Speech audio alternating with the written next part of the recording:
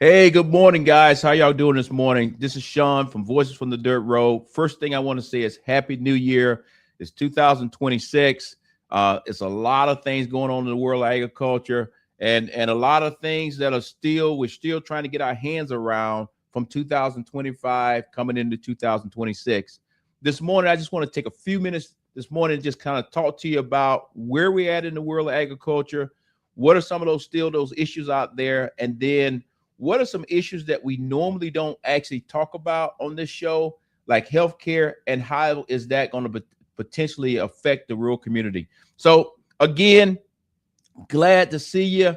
Glad to be here. Hopefully everybody had a great holiday period. Yesterday, I'm probably just like y'all guys. I watched a lot of football. It was good. Well, it wasn't that damn good, but it was good. Some teams won, some teams didn't.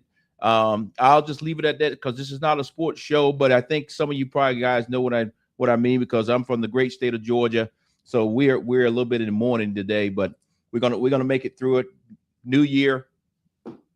Let's get going.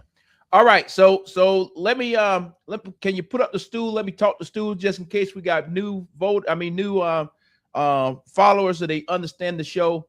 Put the stool up, please. All right, guys. Just in case you don't know, this is Voices from the Dirt Road. We have a stool that we kind of try to make sure that everybody clearly understands. One, on this show, we're going to talk about 4 different things for the most part. One is going to be livestock. I'm actually in the livestock business. I raise cattle for a living. I only been out of the military now, I think about 3 years, if I got my numbers right. But however, I was raised on a farm in Southwest Georgia, Blakely, Georgia, Early County. Go Bobcats down there. So I have a full background in farming. However, up here in Northwest Georgia, where I live up here in Rockmart, I raise Red Angus cattle for a living. But I was born and raised on a farm where we did cotton, soybeans, peanuts, corn, and also raised cattle. With that being said, that is one of the legs to our stool is livestock, and livestock could be chickens, horses, you name it, fish, whatever it is. We want to talk about that and talk about how is it being affected in the world of agriculture. Then in addition to that, right now, I know many of y'all guys are tracking that we have still got major issues in the world of row crop. Like I mentioned, my home farm where my brother runs that farm for us, does an outstanding job, great leader. That's peanuts, soybeans, and cotton. That's what we have on our farm. You know, as you know, right now we're struggling.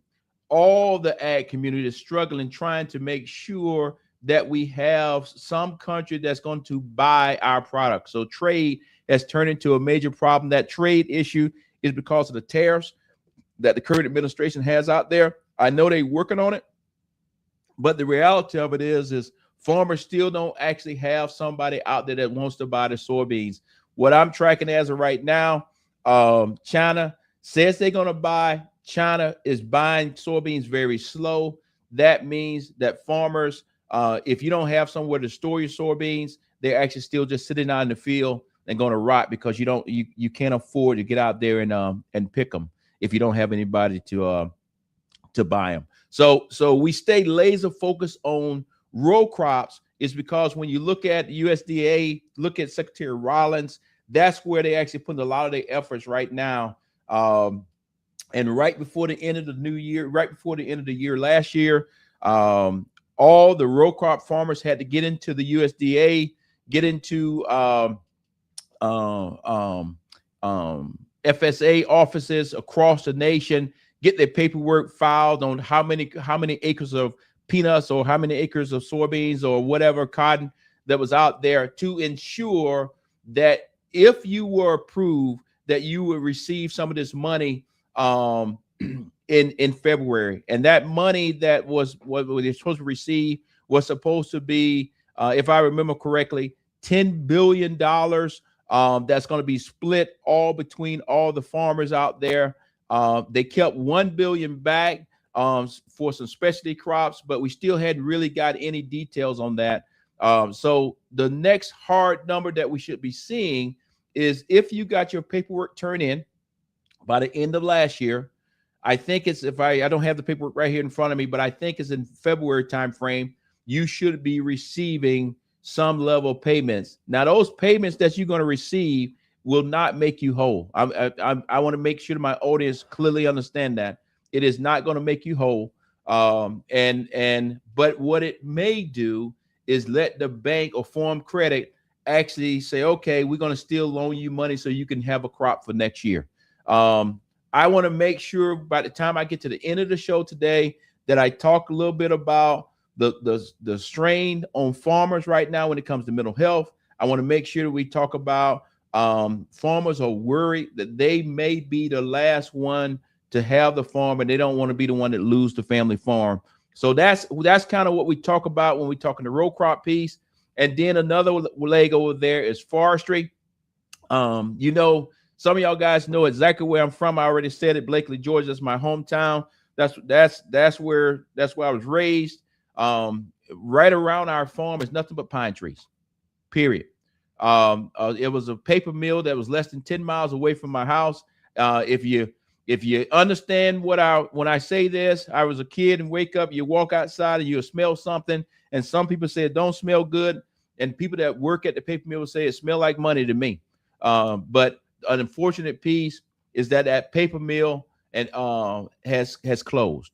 So we did a show earlier this year where we talked about the world of forestry, what is going on here in the great state of Georgia. I think 4 or 5 paper mills have already closed. So we kind of keep our eyes focused on that community and what can we actually do to help that community, because as y'all guys know, here in Georgia, here in the United States, the #1 industry is agriculture. Let me drink a little of this coffee here. The #1 industry is agriculture. And at the end of the day, if we lose our farmers or we lose our agriculture, then guess what we're going to lose? We're going to lose rural America. And when we lose rural America, we're not going to be able to recover, because like it or not, rural America is actually, our farmers are the ones that are actually feeding us all across the United States and really across the world. So that's what we talk about on forestry. And then the other leg, I mentioned it kind of earlier in the conversation, is your USDA. That's what Secretary Rollins and her team, those are the ones that work extremely hard. They have been working hard. I'm not going to say everything is working out. However, they're trying. We'll see here in 2026 how things play out. Like I said, money's supposed to be coming. But what I would tell you, I hadn't ran into any farmers on any of the programs that they talked about last year have received a check. Like they used to say when I was a kid, the check is in the mail. But we'll see. But USDA is the one who actually, all 3 of those legs that we're talking about, they're the ones that are the administrative side of from our government that's supposed to be helping our farmers and trying to keep them afloat. And then the last piece at the top of our stool, you see there, it says pass the farm bill. The farm bill right now, portions of it have been passed in the big, beautiful bill. The problem with that is now everything is hodgepodge. Things are not really together. We're going to see how it plays out here in 2026, because portions of the big, beautiful bills is supposed to be going into effect. I'm a firm believer, as a farmer, as a leader, is that we need to go back and pass the farm bill. And the reason why I say we need to go back and pass the farm bill is for 2 reasons. One is called a farm bill, so you assume that it's talking about farmers, but the reality of it is 60% of the money that's actually inside of the farm bill is for the SNAP program, and that SNAP program feeds our seniors and our less fortunate children. I think we all learned just a few weeks ago when the government shut down is that the farm bill was not a priority. Hence, people started going hungry. Our seniors and our less fortunate children started going hungry. So when I start talking about the farm bill, I'm saying I want to make sure that the government passes it. Congress passed the farm bill for two reasons. One, to take care of our farmers when they actually have a natural disaster and help them get back on their feet. That's one. Two is to make sure that our seniors, grandma, grandpa, and our less fortunate children actually can eat, because everybody is not as blessed as each other. So I was raised to believe that, okay, you need to always look out for the less fortunate. And I want to make sure that we continue to do that. So we got to get this farm bill passed. We can't say that it's okay just to have portions of it. It's because the entire farm bill is designed to help out the farmer, but also help out our less fortunate when it comes to that. So that's kind of the stool. That is the foundation of our whole show. The other piece that I don't usually talk about, but I will mention it. If you look there in the picture, you see the red clay dirt. The reason why it's red clay is because if you know me personally, if you go back to my home farm where I'm from, Early County, our road in 2026 is still a red clay dirt road. It is not a paved road. So when I go to where I was raised, my mom used to tell me, hey, you can go in the military, do what you want to, you buy a nice car. But if you buy a nice car, buy a nice truck, and then you decide to come home and it's been raining and the road is muddy, and you decide that you can't bring that car or truck up here to the house because you're going to get dirty, then apparently, Shawn, you have lost your way. So I have prided myself that no matter what kind of car that I've owned, I don't care if it was a Mercedes to a Ford pickup truck or whatever, and I didn't care what the weather said. I drove that car to my mom's house, and sometime it was pretty muddy with red clay dirt. But that's what keeps you humble. That's what keeps you laser focused. And that's the meaning in behind that red clay that stool is standing on, because those are the people that prayed for me and got me where I needed to be. And I just want to always remember where I'm from. But currently now I live up here in Northwest Georgia. It's beautiful up here. Nothing but mountains, rolling hills. On my farm is I don't think I have one flat spot, not one. But I'm not up here trying to raise peanuts and corn and soybeans. I'm raising cattle. So with that is the basis of our show. I've been talking about 13 minutes. I'm not going to keep you too long today because, as y'all guys know, we're coming out of the holidays, and really some people are still on the holidays. I know my wife, she had to go back to work today, but many people actually went on and took Friday off and just made it a very long weekend. So we're still kind of like in that holiday period. Let me kind of move into a few more subjects this morning. And if you have questions or something, or want to put something in the chat, please put it in the chat, and I'll try my best to answer it. But the other area that I just want to talk about real quickly here is healthcare. And you say, Shawn, why you want to talk about healthcare this morning? Well, the reason why I want to talk about healthcare is because I am concerned that in the rural community where I'm at, where you're at, or depending if you live in the city, but you have family members that still live in the rural community, is that when it comes to healthcare, I'm not 100% sure in 2026 are all of our small hospitals or clinics that are in these small towns actually going to be able to survive, because here real soon the ACA, our insurance, is going to go out the roof. That's not political. That is a fact. I'm also concerned when it comes back to our farmers is that January 31st, I'm concerned, are we going to have another government shutdown? If we have another government shutdown, will our farmers actually receive the money that was promised in February, or is that going to get pushed off? As y'all guys know, the bank could care less on any of those particular subjects. But back to this healthcare situation, what concerns me is, like I've said to y'all guys several times in this particular show, that I live in a small town now, and I'll live in a small town the rest of my life.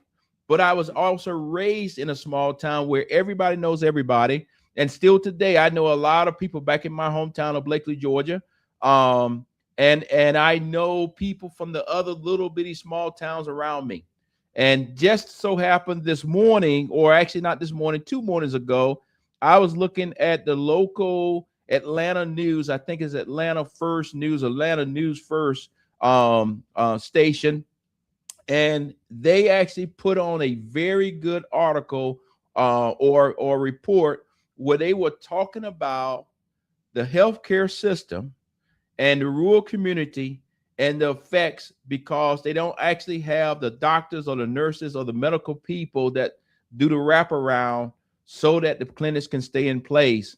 And Georgia's supposed to be receiving some money, but the reality of it is we're not 100% sure if that money is going to make it, or if it makes it, even if it's enough. So before I get to talking too much, let me just play the video, and then on the back end, I'll come and have some conversation with you. Hopefully we'll get some questions, but if not, like I said this morning, I had said that we were going to come on this day here, this first Friday. We don't have a guest, which is fine, but I did want to just talk about the close thing that's actually happening to us, and that close thing that's happening to us is healthcare. The other piece is making sure our farmers actually get the money that they're supposed to be receiving. But at the same time, I'm a firm believer that I'm not 100% sure that the government's going to be open here in the end of January. But we'll work our way through all those things as we move forward here in 2026. Hey, team, can y'all play the video real quick, please? Thank you. Georgia are on the brink of closing, and a major federal investment could help them stay afloat. But questions remain about whether it will actually reach the communities that need it the most. Atlanta News First Abby Casores shows us what's at stake. No stoplights, just a 2-lane road cutting through southwest Georgia. Outside this small clinic in Fort Gaines, license plates tell the story. Georgia, Alabama, some patients driving 30, 40, even 60 minutes for care. Inside, Dr. Karen Kinsel keeps going. She's 70 years old, works 12-hour days, and could retire, but won't. Hey. This is the best job in the world. You can experience all of their ups and downs, and is the most wonderful privilege that really I could imagine. Fort Gaines is a healthcare desert, ranked among the worst in Georgia for health outcomes, according to census data. 3 hospitals nearby have closed, and patients struggle to get specialty care anytime they get really sick or really hurt and need another doctor. I don't have transportation. I just go drive their head. They don't, they don't understand. They don't even listen.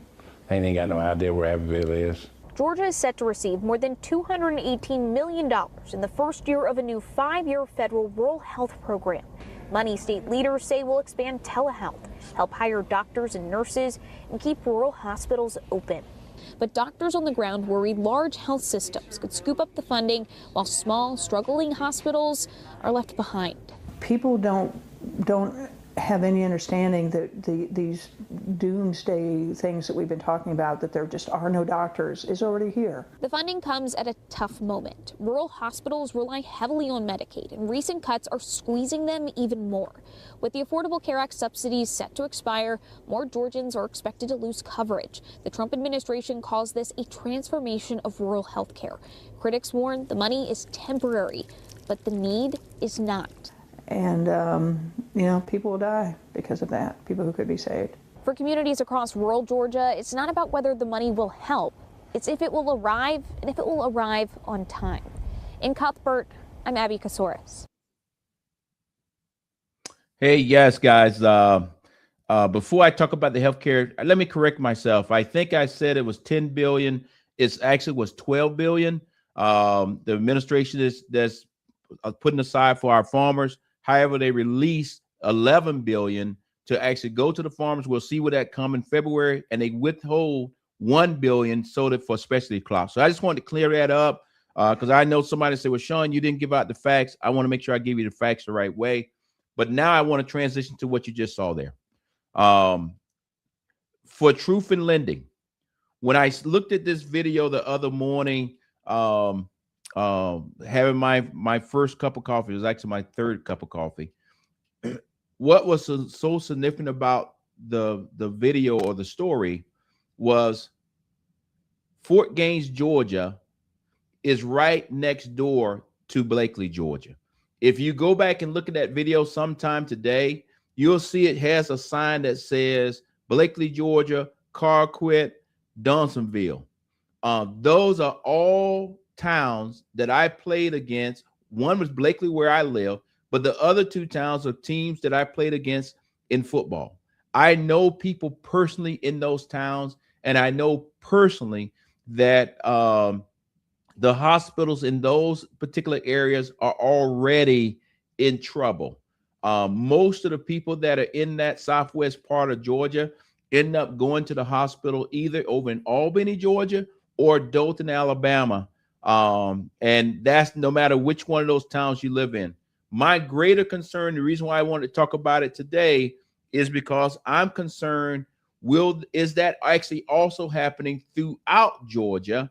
And if it's actually happening throughout Georgia, then we better get our hands around it, because when it comes back to rural America, if you lose your healthcare system, okay, I don't care if it's big, little, whatever, but if you lose your healthcare system, then the next thing you're going to lose is, if you got a little store called Walmart in your town, Walmart is going to pack up because there's going to be no healthcare there. And the next thing you know, you're going to have all the agriculture systems fall in on itself. So I just wanted to bring this to everyone's attention, because I think it's important that we, as leaders, stay in front of this, make sure that we call in our representatives at the state level and even at the federal level, saying, hey, what are you doing about our healthcare system here in our smaller towns or our rural area? Because the reality of it is, the lady said it, the doctor said it, she's 70 years old. She looks awesome to be 70 years old, is that they might have the facility, but they don't actually have the doctors and nurses. And then the other piece of that is, if they can recruit the doctors and nurses, their concern is any money in the budget to actually pay them. So we need to keep our eyeballs on this. This will be something that we will be tracking here in 2026 closely, because we could have a bumper crop. We could find the right trading partner, but if we start losing all of our hospitals in the rural community, our rural community is going to fall apart, and that's going to have a great effect on agriculture. So I just wanted to make sure that today is not a Debbie Downer or anything, but I do want to make sure that as we move into 2026, we move into it with our eyes wide open, because it's a lot of variables that you may not think about that will affect the rural community, affect the farmer, affect the small business owner. And just one more thing I want to say before I jump off this morning is many a times when you look at this ACA issue that we're just talked about, how potentially here, it's not potentially, it's going to happen, our insurance is going to go way up. I know from growing up on a farm, my mom was a teacher, did an awesome job, but part of the reason why she was a teacher was not only because that's what she wanted her profession to be, but she wanted to be a teacher because she could get insurance for all of us. And that's when I look at the ACA when it comes to agriculture. If you're working on your farm every day and your spouse is also working on the farm, you're a small business, you're doing awesome things, but that also means that you are dependent on the ACA. If that thing falls apart, now your expenses, you got another output just like fertilizer and everything else that has just went out the roof. And I just want to make sure that we stay in front of this to keep you informed. But on the flip side of the coin, we got to get this ACA back under control. We got to get inflation back under control. We got to get input costs from fertilizer and all these kind of things back under control, because if not, I'm concerned that our rural community is going to be squeezed and kind of go from there. So the good thing is we're discussing it. The good thing is systems are trying to be put in place. We just going to have to see here in 2026, how is it going to play out? But here on Voices from the Dirt Road, we will keep you up to speed. I want to make sure that this is a place that you can come and get the facts. And I want to make sure that you have the ability, if you have questions, to send us those questions live, or when we play it back later on in the day, just put it in the chat. My team will see it and we'll address it next Friday. Like I said, today was never designed to be a very long show. Matter of fact, after I get off of this Voice from the Dirt Road in about 30 minutes, I'm going to be on a news station somewhere. But that's completely separate from this. But I did want to take the time this morning, come back on the net, tell you Happy New Year, tell you I'm looking forward to talking to you, looking forward to having your questions, and we're looking forward to having some additional guests that come on to talk us through some of these things that are actually happening out there. One last thing before I close out, it just hit me, is I am concerned about Head Start. That is another area that when I'm moving around the small town community, if Head Start is not accepting kids anymore, or those people that work there are losing their jobs, then I'm starting to see a lot of kids sitting behind the counters when their parents are trying to work because they don't have anywhere to go. So we'll discuss that. We get a little bit more into it. Hopefully I can get somebody from the Head Start community from the state level to come and kind of talk to us. I know that doesn't fall 100% in the world of agriculture, but it's another one of those pillows that if it collapses, the whole system collapses, especially when you're talking about a small town. So, hey, again, quick this morning, wanted to say Happy New Year. Look forward to the greatness that we're going to see here in 2026. And again, I just want to say thank you. Have a great day. And guess what? The cup is empty. Thanks. Have a good one.